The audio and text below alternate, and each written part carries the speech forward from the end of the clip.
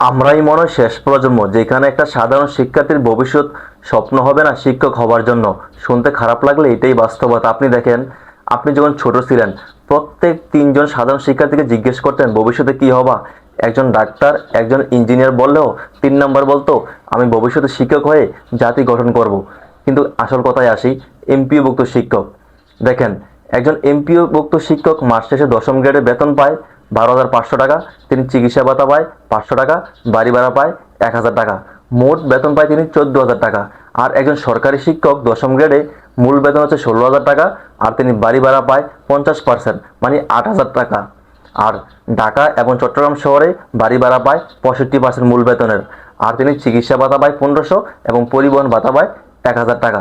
তার মানে কি মাস শেষে একজন সরকারি শিক্ষক 10ম গ্রেডে যেখানে পায় 28 থেকে 29 হাজার টাকা, আর একজন এমপিওভুক্ত শিক্ষক পায় 10ম গ্রেডে 14,000 টাকা।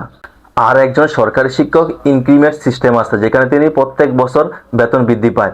বেতন বৃদ্ধি পাইলে আলটিমেটলি বাকি সবগুলো বৃদ্ধি পেয়ে যায়। আর একজন এমপিওভুক্ত শিক্ষকের কিন্তু ইনক্রিমেন্ট সিস্টেম নেই, বা থাকলেও অনেক জটিলতা আছে। আর একজন সরকারি শিক্ষকের পেনশন হচ্ছে মোটামুটি মনে করেন 30 বছর চাকরি করলে উনি 30 থেকে 35 লক্ষ টাকা পেয়ে থাকে। আর একজন এমপিওভুক্ত শিক্ষকের কিন্তু পেনশন সিস্টেম নাই, তিনি মূল বেতন থেকে যদি মনে করেন প্রত্যেক মাসে বাংলাদেশের কোনো ব্যাংকে ডিপিএস সিস্টেম করে 1,000 টাকা করে রাখে, 30 বছর পরে তিনি একটা লভ্যাংশ সহ 5 থেকে 6 লক্ষ টাকা পেয়ে থাকে। এখন এমপিওভুক্ত শিক্ষকদের মূল দাবিগুলোতে আসি। প্রথম দাবি হচ্ছে ওনাদের মূল যে বেতন আছে ওই বেতনটা বৃদ্ধি করা, 20% বৃদ্ধি করা। 20% বৃদ্ধি করলে এখানে বাড়বে আপনার 2500 টাকা। 2 নম্বর দাবি হচ্ছে বাড়ি ভাড়া 1,000 টাকা পায়, এটাকে 20 থেকে 45% বৃদ্ধি করা। 3 নম্বর হচ্ছে ওনারা 500 টাকা চিকিৎসা ভাতা পায়, এটাকে আরও 500 টাকা বাড়িয়ে 1,000 টাকা করানো।